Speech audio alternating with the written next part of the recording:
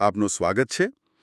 Karl સગનનું એક વાક્ય છે, ક્યાંક કંઈક અદ્ભુત જાણવાની રાહ જોઈ રહ્યું છે.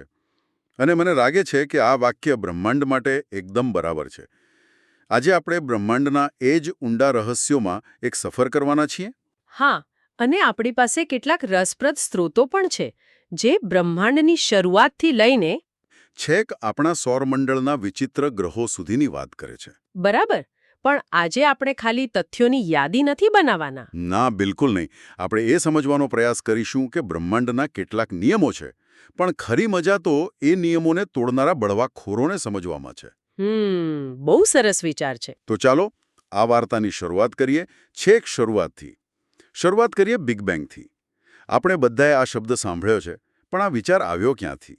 આપણા સ્ત્રોતો કહે છે કે આ વિચાર જ્યોર્જ લેમેત્રે નામના એક વૈજ્ઞાનિકનો હતો. અને રસપ્રદ વાત એ છે કે તેઓ એક પાદરી પણ હતા. ઓહ, આ તો નવી વાત છે. હા, એમનો વિચાર એ હતો કે લગભગ 13.7 અબજ વર્ષ પહેલા આખું બ્રહ્માંડ, બધું જ એક અતિ સૂક્ષ્મ, ગરમ અને ઘન બિંદુમાં સમાયેલું હતું. જેને સિંગ્યુલારિટી કહે છે. બરાબર. સિંગ્યુલારિટી એટલે એક એવી જગ્યા કે અવસ્થા જ્યાં ભૌતિક વિજ્ઞાનના આપણા નિયમો કામ નથી કરતા. કલ્પના કરવી પણ અઘરી છે. આખા બ્રહ્માંડની બધી જ ઊર્જા એક ટાંકણીના માથા કરતાં પણ નાના બિંદુમાં. અને પછી એક ક્ષણમાં એમાંથી વિસ્ફોટ થયો અને સમય અને અવકાશ પોતે જન્મ્યા. તો એ મહાવિસ્ફોટ પછી તરત શું થયું? શું તરત જ તારાઓ અને આકાશગંગાઓ બની ગઈ? ના ના, એવું બિલકુલ નહોતું. શરૂઆતમાં તો બ્રહ્માંડ ફક્ત ગરમ કણોનો એક સૂપ જેવો હતો. ધૂંધળો, ગરમ. અને પછી? પછી બ્રહ્માંડનો એક મૂળભૂત નિયમ કામે લાગ્યો: ગુરુત્વાકર્ષણ. અચ્છા. એણે ધીમે ધીમે આ કણોને એકબીજા તરફ ખેંચવાનું શરૂ કર્યું. અને લાખો વર્ષો પછી આ કણોના ઝુંડ બન્યા અને એમાંથી જ પહેલા તારાઓ અને આકાશગંગાઓનો જન્મ થયો. અને એવી જ એક આકાશગંગા આપણું ઘર છે, મિલ્કી વે. હા, આપણી આકાશગંગા. સ્ત્રોતો કહે છે કે એક સર્પાકાર એટલે કે સ્પાઇરલ ગેલેક્સી છે. સ્પાઇરલ? એનો અર્થ શું થાય? એટલે કે એ એક મોટા ચક્ર જેવી છે, જેના કેન્દ્રમાંથી તેજસ્વી ભુજાઓ બહાર ફેલાયેલી છે, જાણે કોઈ વાવાઝોડું અવકાશમાં થીજી ગયું હોય. વાહ! અને આપણે ક્યાં છીએ એમાં? આપણે અને આપણો સૂર્ય આવી જ એક ભુજાના કિનારે આવેલા છીએ. અને આ રચના એટલી વિશાળ છે કે આપણા સૂર્યને પણ તેના કેન્દ્રની એક પરિક્રમા પૂરી કરવામાં અંદાજે 22 થી 25 કરોડ વર્ષ લાગે છે. હા, 22 થી 25 કરોડ વર્ષ. આ આંકડો તો કલ્પના બહારનો છે. હા, એટલે કે જ્યારે ડાયનોસોર પૃથ્વી પર હતા ત્યારે આપણો સૂર્ય આકાશગંગામાં સાવ અલગ જ જગ્યાએ હતો. આ ખરેખર બ્રહ્માંડની વિશાળતાનો ખ્યાલ આપે છે. બિલકુલ. અને આકાશગંગાની આ ભવ્ય વ્યવસ્થામાંથી ચાલો હવે આપણા નાના ઘરેલું વિસ્તાર પર આવીએ, સૌરમંડળ પર. હા, અહીં પણ એક વ્યવસ્થા દેખાય છે. જેમ કે લગભગ બધા જ ગ્રહો એક જ સમતલમાં સૂર્યની પરિક્રમા કરે છે, જાણે કોઈ મોટી થાળી પર ગોઠવ્યા હોય. અને બધા એક જ દિશામાં ફરે છે. પણ અહીંથી જ આપણી નિયમો અને બળવાખોરોની થીમ રસપ્રદ બને છે. ચાલો પહેલા નિયમ બનાવનાર એટલે કે આપણા સૂર્યની વાત કરીએ. સૂર્ય, આપણા સૌરમંડળનું ઊર્જા કેન્દ્ર. એક મજાની વાત કહું? હા, કહો. જો સૂર્ય અત્યારે અચાનક ગાયબ થઈ જાય તો આપણને એની ખબર 8 મિનિટ પછી પડશે. કારણ કે તેના પ્રકાશને આપણા સુધી પહોંચતા એટલો સમય લાગે છે. બરાબર. આ વાત મને હંમેશા આશ્ચર્યમાં નાખી દે છે. પણ સૂર્ય પોતે પણ એક નિયમ તોડતો હોય એવું લાગે છે. સ્ત્રોતો કહે છે કે સૂર્યની સપાટીનું તાપમાન લગભગ 5500 ડિગ્રી સેલ્સિયસ છે. હા, પણ તેના વાતાવરણ, જેને કોરોના કહે છે, તેનું તાપમાન લાખો ડિગ્રી સુધી પહોંચી જાય છે. આ કેવી રીતે શક્ય છે? આગથી દૂર જઈએ તો ગરમી ઘટવી જોઈએ, વધવી ન જોઈએ. આ ખગોળશાસ્ત્રના સૌથી મોટા રહસ્યોમાંનું એક છે. વૈજ્ઞાનિકો પાસે કેટલીક થિયરીઓ છે, પણ હજુ કોઈ ચોક્કસ જવાબ નથી. એટલે સૌરમંડળનો નિયમ નિર્માતા પોતે જ એક મોટો બળવાખોર છે. હા, કહી શકાય. જો સૂર્ય પોતે જ આવો રહસ્યમય હોય તો તેના ગ્રહો પણ વિચિત્ર હશે જ. તમે કહ્યું કે મોટાભાગના ગ્રહો એક જ દિશામાં ફરે છે. તો અહીં બળવાખોરો કોણ છે? અહીં 2 મુખ્ય બળવાખોરો છે: શુક્ર અને યુરેનસ. શુક્ર અને યુરેનસ. હા, જ્યારે પૃથ્વી સહિત બાકીના બધા જ ગ્રહો પશ્ચિમથી પૂર્વ તરફ ફરે છે. એટલે આપણા માટે સૂર્યોદય પૂર્વમાં થાય છે. બરાબર. પણ શુક્ર અને યુરેનસ ઊંધી દિશામાં ફરે છે, પૂર્વથી પશ્ચિમ. એટલે શુક્ર પર સૂર્યાસ્ત પૂર્વમાં અને સૂર્યોદય પશ્ચિમમાં થતો હશે. બિલકુલ. આખી વાત જ ઊંધી છે. પણ આવું કેમ? કોઈ કારણ? એક થિયરી એ છે કે કદાચ અરબો વર્ષો પહેલા કોઈ મોટો ગ્રહ કે લઘુગ્રહ તેમની સાથે અથડાયો હશે, જેણે તેમની ફરવાની દિશા જ બદલી નાખી. શુક્ર વિશે બીજી પણ એક ગેરસમજ છે. સૂર્યની સૌથી નજીક તો બુધ છે. હા. પણ સૌરમંડળનો સૌથી ગરમ ગ્રહ શુક્ર છે. આવું કેમ? આનું કારણ છે શુક્રનું વાતાવરણ. તે કાર્બન ડાયોક્સાઇડથી ભરેલું એક જાડું બ્લેન્કેટ જેવું છે. અચ્છા. આ બ્લેન્કેટ સૂરજની ગરમીને અંદર તો આવવા દે છે, પણ તેને પાછી જવા દેતું નથી, જેને રનઅવે ગ્રીનહાઉસ ઇફેક્ટ કહે છે. ઓહ, એટલે તાપમાન ખૂબ વધી જાય છે. હા. શુક્ર એક પ્રેશર કુકર જેવો બની ગયો છે. તાપમાન 450 ડિગ્રી સેલ્સિયસથી પણ વધારે. બાપ રે. તેને પૃથ્વીની જોડિયા બહેન પણ કહે છે. હા, કદ અને બંધારણને કારણે. પણ એ વિચારવું ડરામણું છે કે આપણી જોડિયા બહેનની આવી હાલત છે. આ તો એક ચેતવણી જેવું લાગે છે. બિલકુલ. શુક્ર બતાવે છે કે ગ્રીનહાઉસ અસર કાબુ બહાર જાય તો શું થઈ શકે. સારું. તો સૌથી ગરમ ગ્રહની વાત થઈ, હવે સૌથી ઠંડા ગ્રહની. નેપચ્યુન? હા, નેપચ્યુન. સ્ત્રોતો કહે છે કે તે વાદળી દેખાય છે. શું ત્યાં પાણી છે?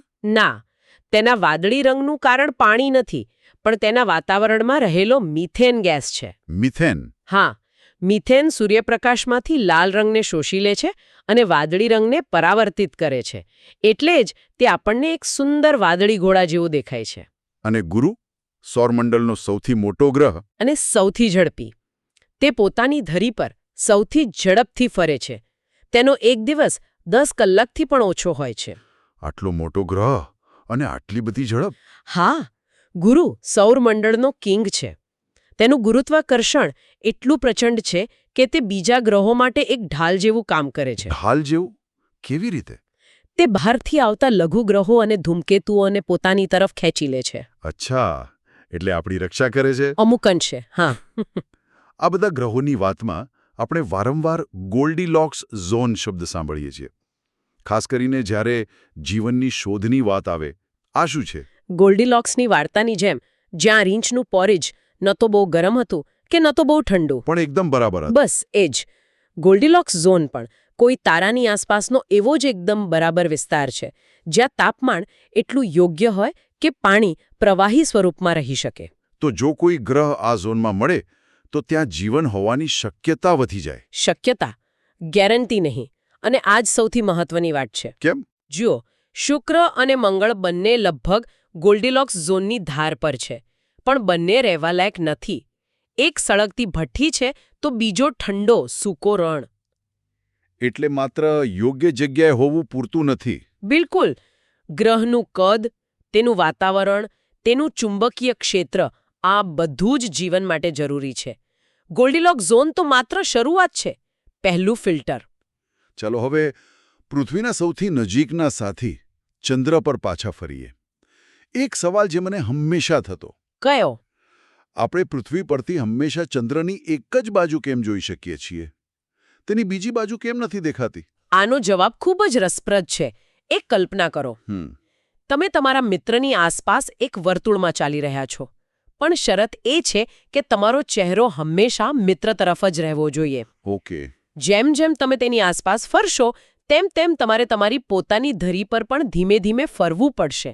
ખરું ને? હા, બરાબર. જ્યારે તમે મિત્રની આસપાસ એક ચક્કર પૂરું કરશો, ત્યારે તમે તમારી પોતાની ધરી પર પણ એક ચક્કર પૂરું કરી લીધું હશે. ચંદ્ર પૃથ્વી સાથે બરાબર આવું જ કરે છે. ઓહ, એટલે એના પોતાની ધરી પર ફરવાનો અને પૃથ્વીની આસપાસ ફરવાનો સમય સરખો છે. એકદમ સાચું. અને ટાઇડલ લોકિંગ કહે છે. વાહ, આ સમજૂતીથી આખો ખ્યાલ એકદમ સ્પષ્ટ થઈ ગયો. અને ચંદ્ર પર વજન ઘટી જાય છે એ વાત પણ છે? હા, ચંદ્ર પર તમારું વજન પૃથ્વી પરના વજનના 6 ભાગ જેટલું થઈ જાય છે. પણ આપણે તો એવા જ રહીએ. કારણ કે તમારું દળ, એટલે કે તમારા શરીરમાં રહેલો પદાર્થ બદલાતો નથી, પણ વજન એ ગુરુત્વાકર્ષણનું ખેંચાણ છે. ચંદ્રનું ગુરુત્વાકર્ષણ ઓછું છે, એટલે ખેંચાણ ઓછું છે. એટલે ત્યાં અવકાશયાત્રીઓ ઊંચા કૂદકા લગાવી શકે છે. બરાબર. ગ્રહો અને ચંદ્રોથી આગળ વધીએ તો બ્રહ્માંડના સૌથી નાટકીય પાત્રો આવે છે, સુપરનોવા અને બ્લેક હોલ. સુપરનોવા એટલે કોઈ વિશાળ તારાના જીવનનો ભવ્ય અંત. હા, જ્યારે તારાનું બળતણ પૂરું થઈ જાય ત્યારે તે પોતાના જ ગુરુત્વાકર્ષણ હેઠળ તૂટી પડે છે અને એક જોરદાર વિસ્ફોટ સાથે ફાટે છે. અને આ વિસ્ફોટ એટલું તેજસ્વી હોય છે કે તે થોડા સમય માટે આખી આકાશગંગા કરતાં પણ વધુ પ્રકાશ ફેંકે છે. અને બ્લેક હોલ સ્ત્રોતોમાં ભારતીય વૈજ્ઞાનિક એસ ચંદ્રશેખરનું નામ છે. હા, અને એ ખૂબ જ ગર્વની વાત છે. સુપરનોવા પછી તારાનું શું થશે તે એસ ચંદ્રશેખરે સમજાવ્યું. તેમને ચંદ્રશેખર મર્યાદાનો સિદ્ધાંત આપ્યો. એ શું છે? તેમણે ગણતરી કરીને બતાવ્યું કે જો મૃત્યુ પામતા તારાનું દળ એક ચોક્કસ મર્યાદા કરતાં ઓછું હોય તો તે શ્વેત વામન તારો બનશે. અને જો વધુ હોય તો?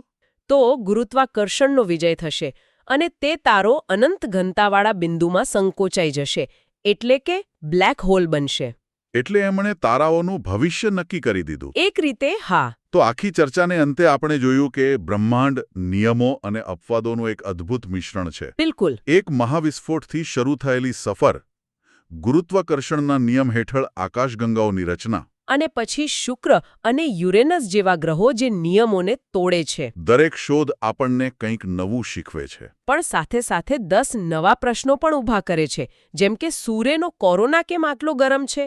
આ જ વિજ્ઞાનની સુંદરતા છે. શ્રોતાઓ માટે એક અંતિમ વિચાર. આપણા સ્ત્રોતોમાં ઉલ્લેખ છે કે કોપરનિકસે 16મી સદીમાં સૂર્યકેન્દ્રીય સિદ્ધાંત આપ્યો. હા, જે પશ્ચિમી વિજ્ઞાન માટે ક્રાંતિ હતી. પણ સ્ત્રોતો એ પણ નોંધે છે કે તેમનાથી લગભગ 1000 વર્ષ પહેલા 6ઠ્ઠી સદીમાં ભારતીય ખગોળશાસ્ત્રી વરાહ મિહિરે સ્પષ્ટપણે લખ્યું હતું કે ચંદ્ર પૃથ્વીની આસપાસ ફરે છે. અને પૃથ્વી સૂર્યની આસપાસ ફરે છે. હા. જુઓ, આ માત્ર એક ઐતિહાસિક તથ્ય નથી. તો શું છે? આ આપણને વિજ્ઞાનના ઇતિહાસને જોવાની દ્રષ્ટિ બદલવા માટે મજબૂર કરે છે. આપણે જે ઇતિહાસ ભણીએ છીએ તે ઘણીવાર યુરોપ કેન્દ્રિત હોય છે. સાચી વાત છે. પણ સત્ય એ છે કે જ્ઞાન એ એક વૈશ્વિક માનવ પ્રયાસ છે. મહાન વિચારો અલગ અલગ સંસ્કૃતિઓમાં અલગ અલગ સમયે જન્મી શકે છે, ભૂલાઈ શકે છે અને ફરીથી શોધી શકાય છે. એટલે જ્ઞાન કોઈ એક દેશ કે સંસ્કૃતિની માલિકી નથી. બિલકુલ. તે સમગ્ર માનવજાતનો વારસો છે. અને એ વિચાર સાથે આપણે આજે અહીં અટકીએ. જોવા બદલ આભાર.